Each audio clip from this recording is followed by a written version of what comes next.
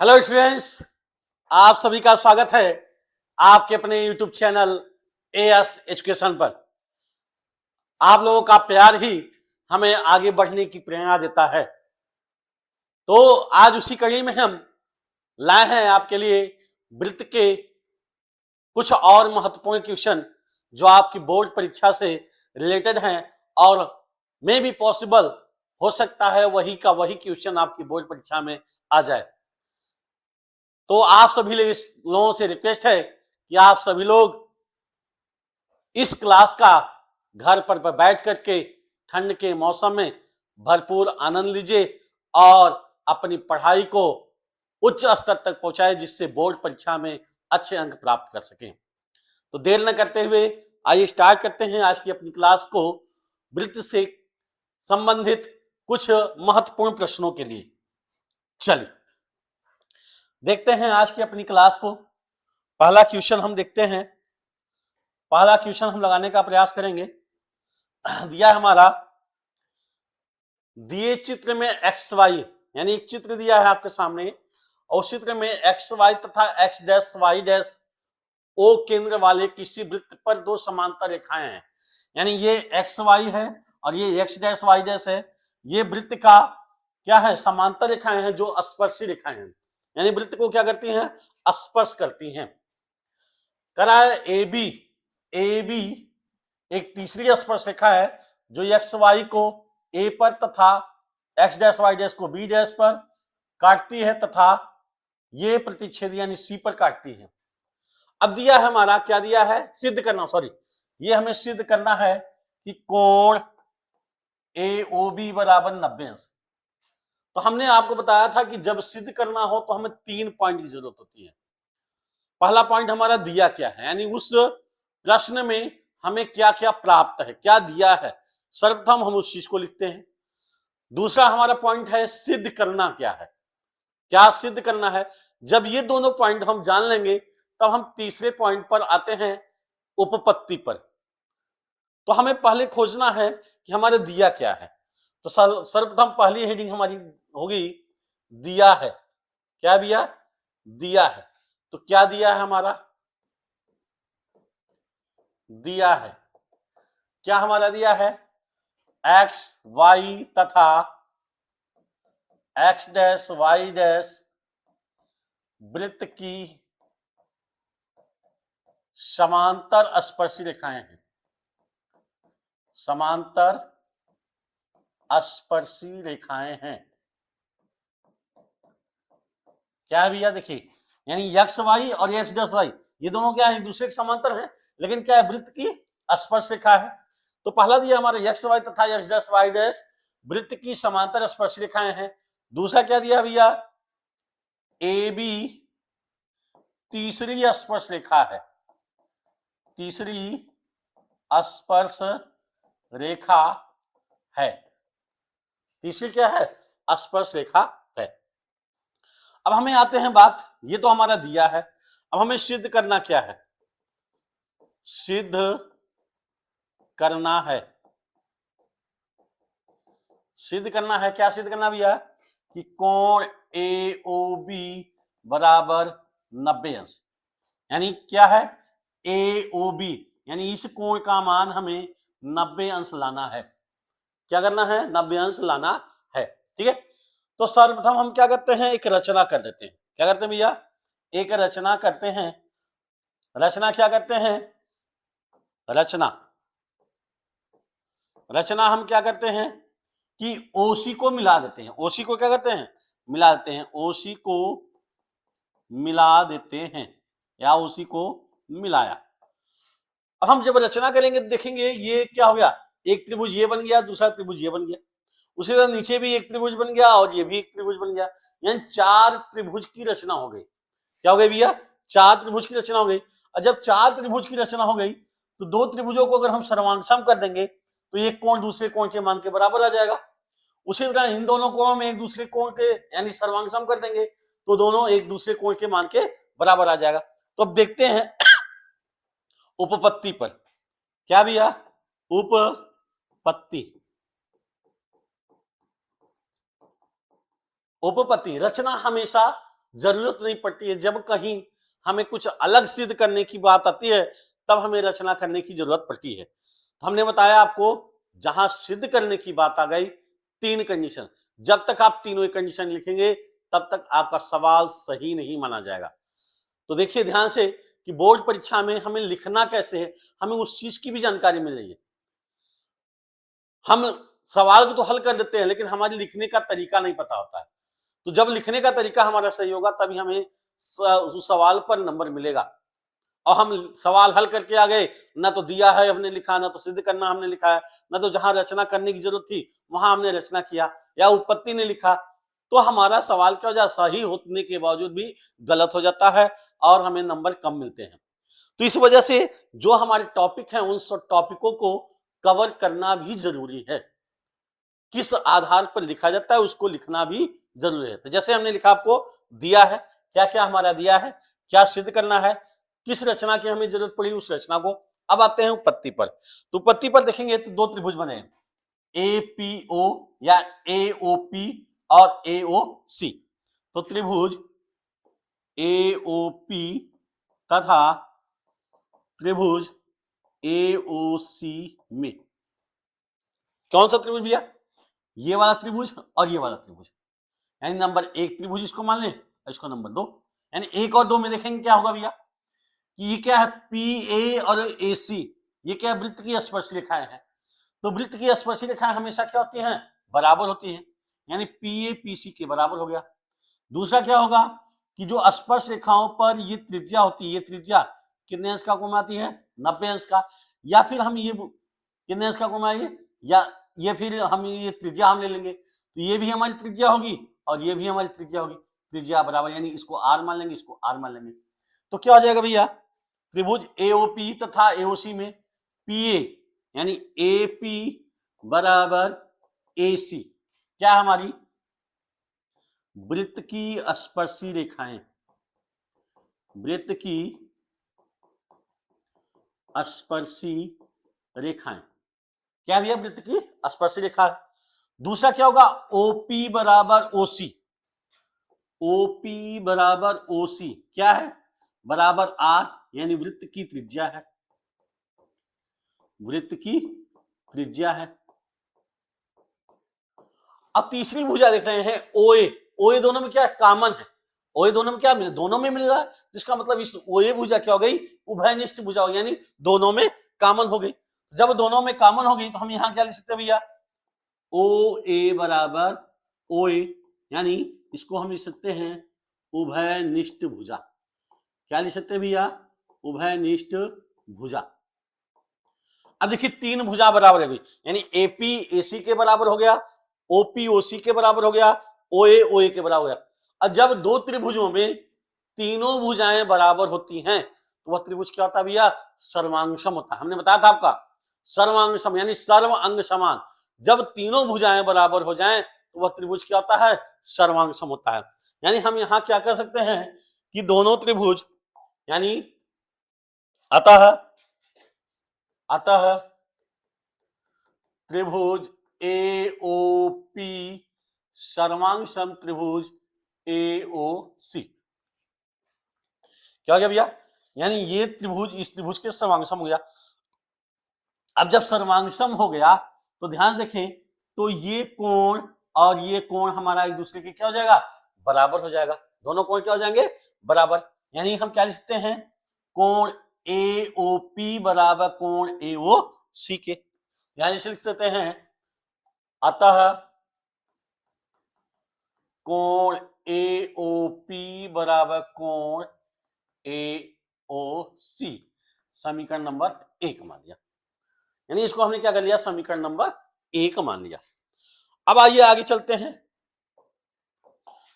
अब आगे हम प्रयास करते हैं, यानी त्रिभुज 1 और 2 हो गया। अब इसको हम मान लेते हैं 3 और इसको मान लेते हैं 4, यानी अब 3 और 4 त्रिभुज में, त्रिभुज 3 और 4 में, 3 क्या है हमारा भैया, B O Q B O C. तो हम लिखेंगे त्रिभुज बी ओ क्यू और बी ओ सी में, त्रिभुज बी ओ क्यू तथा त्रिभुज BOC में क्या होगा भैया, ध्यान से देखते हैं। यहां पर देखिए वही चीज हो गया, BC BQ के बराबर, क्यों? क्योंकि यह स्पर्शी रेखा है, यानी BC बराबर BQ। तो हमने यहां लिख दिया BC बराबर BQ। क्या लिख दिया भैया कि BC बराबर BQ। क्यों है? स्पर्शी रेखाएं, स्पर्शी रेखाएं, स्पर्शी रेखाएं, यानी ये स्पर्शी रेखाएं हैं। दूसरा क्या है हमारा, देखते हैं दूसरा क्या है। ये देखिए भैया, ये वृत्त की त्रिज्या है और ये भी हमारी क्या है, वृत्त की त्रिज्या है, यानी OQ बराबर OC। क्या हो जाएगा? OQ बराबर OC, OQ बराबर OC यानी बराबर R। यहां लिख सकते हैं हम वृत्त की त्रिज्या। क्या हो जाएगी भैया? वृत्त की त्रिज्या हो जाएगी। अब तीसरा देखते हैं, तीसरा क्या है? OB दोनों में है, यानी उभयनिष्ठ भुजा है। तो यहां पर हम लिख देंगे कि OB बराबर OB। क्या लिख देंगे भैया? OB बराबर OB, यानी ये क्या हो गया हमारा? उभयनिष्ठ हो गया। उभयनिष्ठ का मतलब ऐसी भुजा जो दोनों में हो, ऐसी भुजा जो दोनों में हो। तो अब यहां पर हम देख रहे हैं कि क्या हो गया, तीन भुजाएं बराबर हो गई। तो हम क्या लिख सकते हैं, इसलिए त्रिभुज BOQ सर्वांगसम त्रिभुज BOC किससे? भुजा भुजा प्रमेय से, भुजा भुजा भुजा प्रमेय से, यानी तीनों भुजाएं जिसकी बराबर हो ऐसे त्रिभुज क्या होते हैं? सर्वांगसम होते हैं। और जब त्रिभुज सर्वांगसम हो गए तो उसके सभी अंग क्या हो जाते हैं? समान है। जितने कोण होंगे वह कोण बराबर हो जाएंगे, जितनी भुजाएं होंगी उतनी भुजाएं बराबर हो जाएंगी। तो इसका मतलब यहां पर क्या हो जाएगा भैया कि यह कोण हमारा इस कोण के बराबर हो जाएगा, यानी कोण BQ बराबर BOC के। तो यहां हम लिख देंगे कि कोण BOQ, अतः कोण BOQ बराबर कोण BOC के। अब इसको हमने मान लिया समीकरण नंबर 2। अब ध्यान देखिए, अब जब हम इन चारों कोणों को मिलाएंगे, क्या मिलाएंगे? इन चारों कोणों को। और ये क्या है? वृत्त का व्यास है। तो वृत्त का व्यास पर कितने अंश का कोण बनता है? 180 अंश का। या एक सीधी रेखा पर कितने अंश का कोण बनता है? 180 अंश का। यानी ये सीधी रेखा पर कितने अंश का कोण बन गया भैया हमारा? 180 अंश का। अब हम जब चारों कोणों को जोड़ेंगे, चारों कोणों को जब जोड़ेंगे तो हमारा क्या हो जाएगा? चारों कोणों को जोड़ने पर हमारा क्या हो जाएगा भैया? देखते हैं, यानी अतः क्या हो जाएगा? कोण AOP प्लस कोण AOC प्लस कोण BOQ प्लस कोण BOC बराबर कितना हो गया हमारा? 180 अंश। यानी सीधी रेखा पर बनने वाला कोण, सीधी रेखा पर बनने वाला कोण, या इसको एक तरह से कह सकते हैं रैखिक अभिगृहित, रैखिक अभिगृहित। यानी कहने का मतलब कि एक सीधी रेखा पर बनने वाला कोण कितने अंश का होता है भैया? 180 अंश का होता है। अब देखिए ध्यान से कि क्या है हमारा, ये भुजा इसकी, यानी यह कोण इस कोण के बराबर है, यानी AOP को हम क्या लिख सकते हैं? AOC, और BOQ क्या लिखते हैं? BOC। तो यहां पर रख दिया। देखिए AOP बराबर क्या है? AOC। तो इसके स्थान पर हम रख देंगे, क्या रख देंगे हम? क्या रख देंगे भैया? AOC प्लस कोण AOC प्लस BOQ के स्थान पर BOC प्लस कोण BOC बराबर 180 अंश। अब देखिए ये भी दो कोण हो गया, ये भी दो कोण हो गया। तो क्या करेंगे? दो कोण AOC प्लस दो कोण BOC बराबर 180 अंश, या दो कॉमन लेंगे तो कोण AOC प्लस कोण BOC बराबर 180 अंश। यहां से हम निकाल लेंगे, जब निकाल लेंगे तो हमारा क्या हो जाएगा भैया? कोण AOC प्लस कोण BOC बराबर 90 अंश। यानी हमारा क्या गया भैया, AOC क्या गया, AOC BOC। अब ये मिलाकर क्या हमारा AOB, यानी ये वाला कोण हमारा बन रहा है। तो हम यहां लिख देंगे कि क्या लिख देंगे यहां पर, इसके स्थान हम लिख देंगे कोण AOB बराबर 90 अंश। क्या लिख देंगे भैया, AOB बराबर 90 अंश लिख देंगे। क्या लिख देंगे, AOB बराबर 90 अंश लिख देंगे, ठीक ना।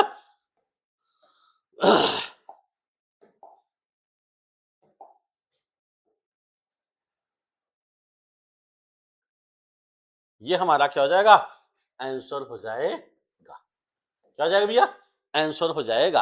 यानी कोण AOB का मान क्या हो जाएगा, 90 अंश हो जाएगा। और यही हमें क्या करना था, प्रूफ करना था। ये हमें क्या करना था, प्रूफ करना था। तो हम लिख देंगे दैट्स प्रूफ, यानी ये हमारा प्रूफ हो गया। क्या हो गया भैया, प्रूफ हो गया। चलिए अगले क्वेश्चन की तरफ चलते हैं। अगला क्वेश्चन और भी शानदार है, समझने का प्रयास करेंगे तो बहुत अच्छी तरह से आपको समझ में आ जाएगा, ठीक है। चलिए, दिया दो प्रतिच्छेदी स्पर्श रेखाओं के मध्यस्थ, यानी दो प्रतिच्छेदी स्पर्श रेखाएं हैं, ये स्पर्श रेखाएं PA और PB है। रेखाओं के मध्यस्थ कोण यानी मध्य कोण का एक अर्धक वृत्त के केंद्र से होकर जाता है। यानी ये बताना है कि PO रेखा वृत्त के केंद्र से होकर जाती है, PO रेखा वृत्त के केंद्र से होकर जाती है। तो कैसे बताएंगे भैया, ये तभी हम बता सकते हैं कि जब ये दोनों त्रिभुज क्या हो, सर्वांगसम हो। ये दोनों त्रिभुज क्या हो, सर्वांगसम हो। और जब त्रिभुज सर्वांगसम होगा तो दोनों की भुजा क्या हो जाएगी, ये उभयनिष्ठ हो जाएगी। और जब उभयनिष्ठ होगी तो इसका मतलब वह भुजा केंद्र से होकर जाती है, ठीक ना। तो हमें सिद्ध करना है, तो सिद्ध करना है तो हमें पहला कंडीशन क्या लिखना भैया, दिया है। यानी हमें पहला कंडीशन लिखना है दिया है। दिया क्या है, वृत्त COR की स्पर्शी रेखाएं क्या है, PA व PB है। क्या है, PA व PB है। अब सिद्ध करना क्या, हमें क्या सिद्ध करना है, सिद्ध करना है, क्या सिद्ध करना है कि PO रेखा वृत्त के केंद्र से होकर जाती है। वृत्त के केंद्र से होकर जाती है। अब हम आते हैं अपने टॉपिक पर। किस पर भी आते हैं, उपपत्ति पर। किस पर आते हैं, उपपत्ति पर। यानी अब हमें प्रूफ करना है कि कैसे होगा। तो अभी हमने बताया, आपको क्या बताया कि यदि हम दोनों त्रिभुजों को सर्वांगसम कर दें, क्या कर दें, सर्वांगसम कर दें, तो हमारा ज्ञात हो जाएगा कि PO रेखा जो होगी वह उभयनिष्ठ रेखा होगी। और जब उभयनिष्ठ होगी तो वह निश्चित रूप से केंद्र से होकर जाएगी।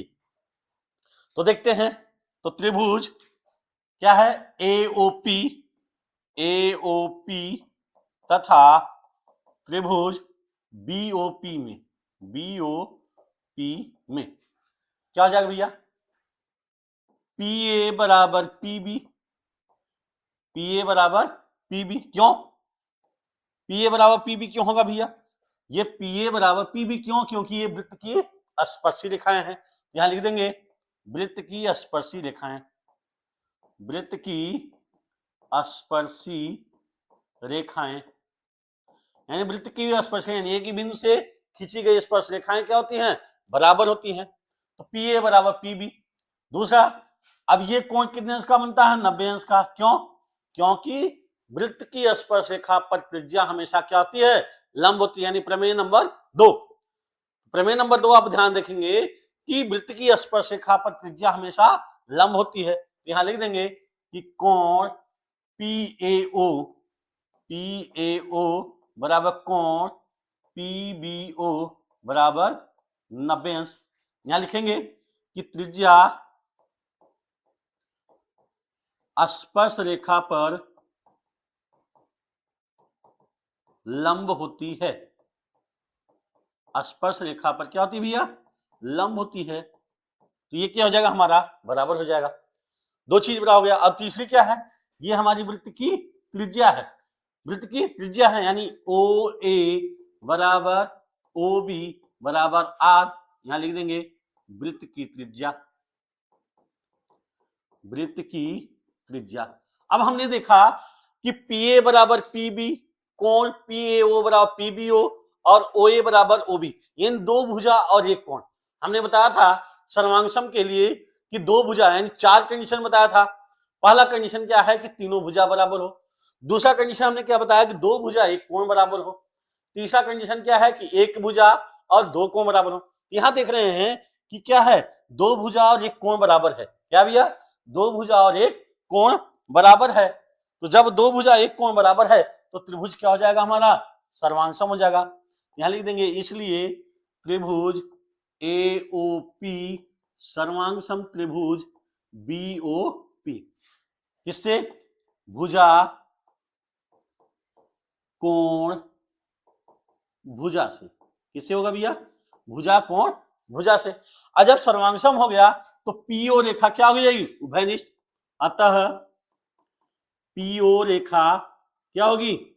उभयनिष्ठ होगी। उभयनिष्ठ होगी। और जब उभयनिष्ठ होगी तो वो क्या होगी? जो केंद्र से होकर जाती है या केंद्र से होकर जाएगी। क्या होगी भैया? केंद्र से होकर जाएगी। और यही हमें क्या करना था? प्रूफ करना था। क्या करना था? प्रूफ करना था कि पीओ रेखा क्या होती है? वृत्त के केंद्र से होकर जाती है। तो आपने देखा कि हमने क्या किया? दोनों त्रिभुजों को सर्वांगसम किया। और सर्वांगसम करने का मतलब सभी अंग उसके क्या हो जाते हैं? समान हो जाते हैं। तो हमारी जो रेखा होगी वह केंद्र से होकर जाएगी। चलिए अगले क्वेश्चन की तरफ चलते हैं। अगले क्वेश्चन को देखते हैं। वो भी बहुत ही शानदार, बहुत मस्त क्वेश्चन है और लगाने का प्रयास करते हैं। चलिए यह क्या भैया? कि सिद्ध कीजिए कि किसी बाह्य बिंदु से वृत्त पर खींची गई स्पर्शरेखा, यानी इस बाह्य बिंदु से पी से खींची गई स्पर्शरेखा यानी पी ए और पीबी के बीच का कोण, यानी इसके बीच का कोण यानी कोण एपीबी, स्पर्श बिंदुओं को मिलाने वाले रेखाखंड द्वारा केंद्र पर अंतरित कोण यानी एओबी कोण का संपूरक होता। संपूरक मतलब दोनों कोणों का योगफल कितना होना चाहिए? 180।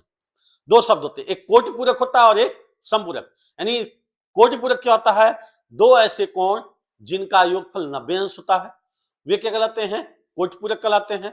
और संपूरक क्या होता है? दो ऐसे कोण जिनका योगफल क्या हो? 180 अंश। यहां का संपूरक यानी इन दोनों कोणों का योगफल कितना होना चाहिए? 180 अंश होना चाहिए।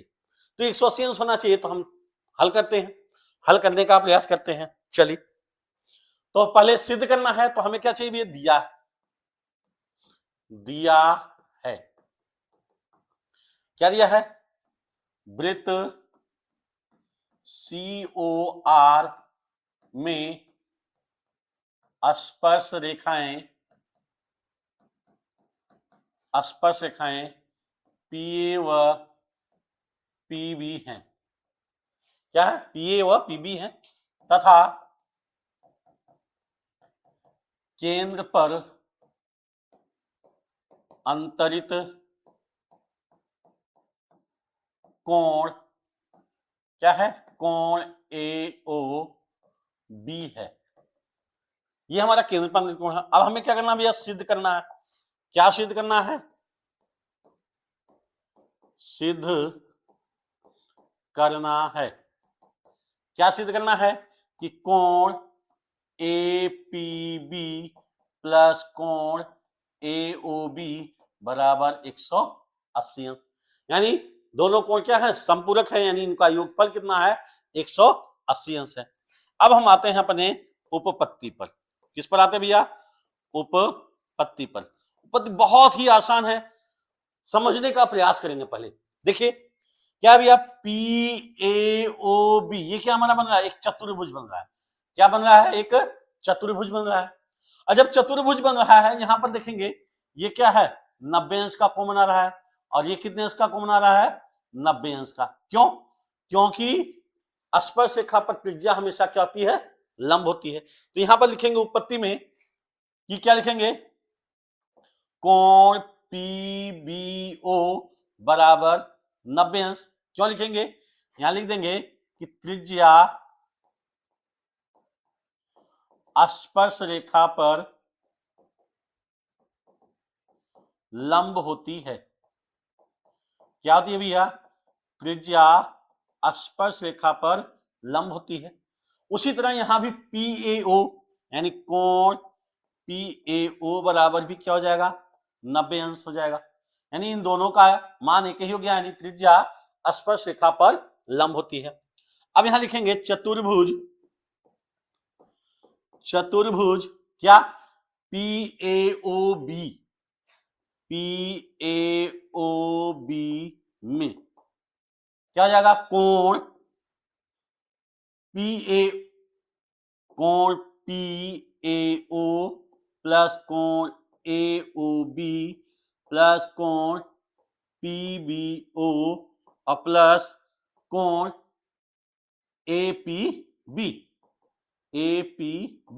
बराबर कितना होगा भैया, 360। क्यों? क्योंकि चतुर्भुज के चारों कोण का योगफल कितना होता है, 360 अंश होता है। कितना होता है भैया, 360 अंश होता है। अब ये चारों कोण का योगफल 360 हो गया। अब यहां पर हम क्या करेंगे, मान रख देंगे। तो जब मान रखेंगे तो क्या हो जाएगा, PAO यानी इसका मान कितना है, 90 अंश, और इसका मान कितना है, 90 अंश। तो लिख देंगे यानी 90 अंश प्लस कोण AOB और प्लस 90 अंश प्लस कोण APB बराबर कितना हो जाएगा हमारा, 360 अंश। और 90 यानी 180 अंश प्लस कोण AOB प्लस कोण APB बराबर हो गया हमारा 360 अंश। यहां से निकाल लेंगे AOB प्लस कोण APB बराबर 360, और ये प्लस 180 इधर चला जाएगा, माइनस 180 अंश। यानी कोण AOB प्लस कोण APB बराबर कितना हो गया हमारा, 180 अंश हो जाएगा। यानी यही है हमें क्या करना था, सिद्ध करना था। क्या करना था भैया, यही हमें सिद्ध करना था। ये हमारा क्या हो जाएगा, प्रूफ हो जाएगा। क्या हो जाएगा भैया, प्रूफ हो जाएगा। यानी ये हमारा सिद्ध हो जाएगा। क्या सिद्ध करना था हमें, कि APB प्लस AOB बराबर 180 अंश, यानी दोनों कोणों का योगफल कितना होना चाहिए, 180 अंश, या दोनों एक दूसरे के संपूरक कोण होने चाहिए। तो संपूरक कब होगा, हमने बताया कि जब दोनों कोणों का योगफल कितना हो, 180 अंश। तो दोनों कोणों का योगफल हमने 180 सिद्ध कर दिया, इसका मतलब ये क्या है, एक दूसरे के संपूरक हैं। चलिए अगले क्वेश्चन की तरफ चलते हैं। अगले क्वेश्चन को भी देखते हैं, बहुत ही अच्छा क्वेश्चन है और लगाने का प्रयास करेंगे। चलिए क्या दिया भैया, चित्र में वृत्त के बाह्य बिंदु P से वृत्त पर, बाह्य बिंदु P से वृत्त पर PA और PC दो स्पर्श रेखाएं खींची गई हैं, जिनके बीच का कोण APC 30 अंश है। बिंदु C से स्पर्श रेखा PA के समांतर, यानी इस PA के समांतर CB रेखा खींची गई है। कर रहा है कोण BAC की माप, यानी BAC का माप ज्ञात करना है। तो ज्ञात करना है तो पहले हम क्या लिखेंगे भैया, दिया है, दिया है, क्या दिया है हमारा, क्या दिया है, वृत्त COR की स्पर्शी रेखाएं, स्पर्शी रेखाएं क्या क्या है, PA व PC हैं, तथा CB समांतर PA व कोण APC बराबर 30 अंश है। यानी ये चीज हमें दिया है, ये तीन चीज हमें क्या करना है, दिया है। अब हमें क्या करना है, सिद्ध करना है। क्या करना है भैया, ज्ञात करना है। यहां पर सिद्ध नहीं करना है, यहां पर क्या करना है, ज्ञात करना है। तो ज्ञात करना है, क्या ज्ञात करना है कि BAC की माप, यानी कोण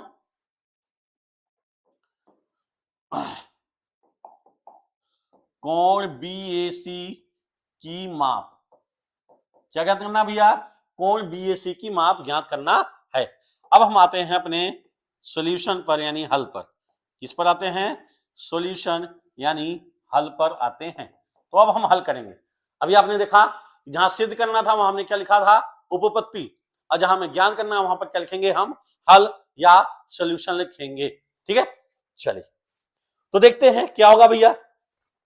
ध्यान समझिए कि ये दिया 30 अंश और ये क्या स्पर्शी रेखाएं हैं, तो लिखेंगे PA बराबर PC। क्यों, स्पर्शी रेखाएं, स्पर्शी रेखाएं क्या होती हैं, एक दूसरे के बराबर होती हैं। इसलिए जब PA बराबर PC है तो इसका मतलब यह कोण इस कोण के बराबर हो जाएगा, यानी कोण PAC बराबर कोण PCA, यानी दोनों कोण क्या हो जाएंगे, बराबर हो जाएंगे। अब ये देखिए त्रिभुज बन रहा है APC, यानी त्रिभुज APC में क्या हो जाएगा भैया, कोण PAC प्लस कोण PCA प्लस कोण APC बराबर कितना हो जाएगा, 180 अंश। क्यों, क्योंकि त्रिभुज के तीनों कोणों का योगफल कितना होता है, 180 अंश। अब हम मान रख देते हैं, क्या हो जाएगा, PAC यहां लिख देंगे कोण PAC प्लस PCA है तो उसको भी लिख देंगे कोण PAC प्लस कोण APC का मान कितना है, 30 अंश। कितना दिया भैया, 30 अंश बराबर 180 अंश। अब यहां देखिए दोनों कोण बराबर हैं तो दो कोण PAC बराबर 180 अंश माइनस 30 अंश हो जाएगा, दो कोण APC बराबर हमारा आ जाएगा 150 अंश, या कोण APC बराबर हो जाएगा 150/2, यानी आ जाएगा हमारा 75 अंश। कितना हो जाएगा भैया, कोण APC बराबर आ गया हमारा 75 अंश। अब यहां देखते हैं APC, सॉरी PAC का मान आएगा, क्या आएगा भैया, यहां पर PAC का मान आएगा। किसका मान आएगा भैया, PAC का मान आएगा। किसका मान आ जाएगा, PAC का मान कितना आ जाएगा, 75 अंश, यानी PAC यानी इसका मान कितना गया, 75 अंश। अब देखिए क्या रहा है कि ये CB रेखा जो है वह P के समांतर है। आई समांतर रेखाओं की एक तिर्यक छेदी रेखा काट रही है, तो जब दो समांतर रेखाओं को, इन दो समांतर रेखाएं हैं और इनको एक तिर्यक छेदी रेखा काट रही हो तो इनके एकांतर कोण क्या होते हैं, बराबर होते हैं। इनके एकांतर कोण क्या होते हैं, बराबर होते हैं। तो इसका मतलब ये 75 अंश है तो ये भी हमारा कितना हो जाएगा भैया, 75 अंश हो जाएगा। कितना हो जाएगा, 75 अंश हो जाएगा। तो यहां भी हम क्या लिख देंगे, 75 लिख देंगे। तो क्या लिख देंगे भैया, लिखेंगे कि CB समांतर PA, CB समांतर PA, इसलिए कोण BCA बराबर कोण PAC। कौन सा कोण हो गया, एकांतर कोण। कौन सा कोण हो गया, एकांतर कोण, यानी कोण BCA बराबर कितना हो गया, 75 अंश। ठीक है, चलिए अब देखिए ये 75 है तो ये भी हमारा कितना होगा, 75 अंश होगा। क्यों, प्रमेय नंबर 3 से, प्रमेय नंबर 3 से। तो यहां भी लिख देंगे हम, क्या लिख देंगे कि CBA या ABC, कोण ABC बराबर कोण PAC, यहां लिख देंगे हम प्रमेय नंबर 3 से। तो ये भी क्या हो जाएगा, कोण ABC बराबर 75 अंश। अब देखिए त्रिभुज ये क्या बन गया, त्रिभुज बन रहा है। कौन सा बन रहा है, त्रिभुज बन रहा है। तो ABC, त्रिभुज ABC में यहां लिखेंगे हम त्रिभुज ए बी सी में तीनों कोण का योगफल यानी कोण ए बी सी प्लस कोण बी सी ए प्लस कोण, क्या कोण होगा, बी ए सी, कोण बी ए सी बराबर 180 अंश। अब इसका मान आ गया 75 अंश प्लस इसका भी मान आ गया 75 अंश प्लस कोण बी ए सी बराबर 180 अंश। यहां से लिख देंगे कोण बी ए सी बराबर 180 अंश माइनस 150 अंश, तो निकाल देंगे भी आ जाएगा बी ए सी बराबर 30 अंश। कितना आ जाएगा हमारा, कोण बी ए सी का मान 30 अंश आ जाएगा। कितना आ जाएगा, 30 अंश आ जाएगा। तो ये हमारा क्या हो जाएगा, आंसर हो जाएगा। चलिए एक और सवाल देखने का प्रयास करते हैं और इसको लगाने का प्रयास करते हैं। बहुत ही आसान है, ऐसे एग्जाम्पल यानी ऐसे सवाल मैंने आपको एग्जाम्पल में आपको बताया था। अब ध्यान देखेंगे तो और आसानी से समझ में आ जाएगा।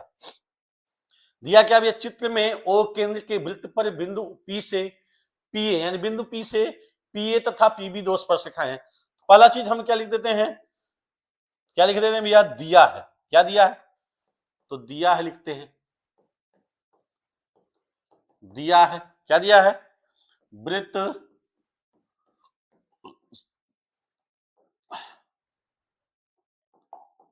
वृत्त सी ओ आर की स्पर्श रेखाएं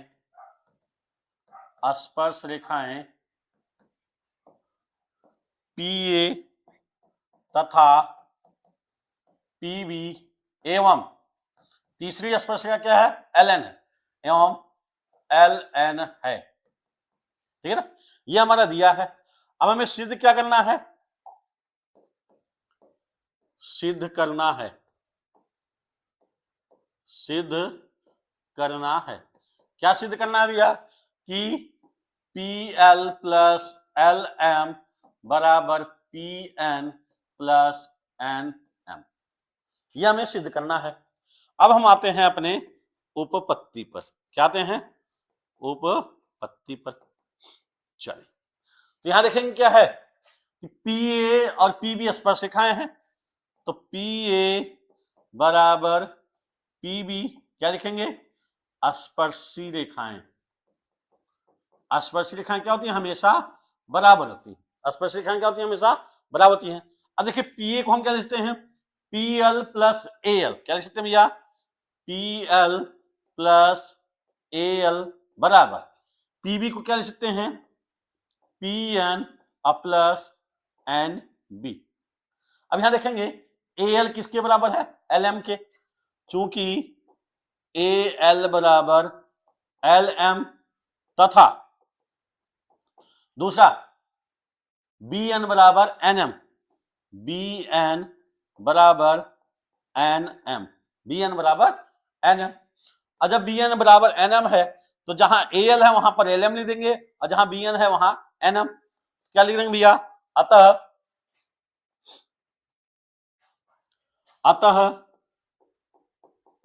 मान रख देंगे P L plus A L के स्थान पे क्या लिख देंगे, एल एम बराबर P N plus N B के स्थान पे क्या लिख देंगे, एन एम। ये हमें सिद्ध करना था, ये हमें क्या करना था, सिद्ध करना था। तो ये हमारा आ गया जो हमें सिद्ध करना था, एंड डैश प्रूफ।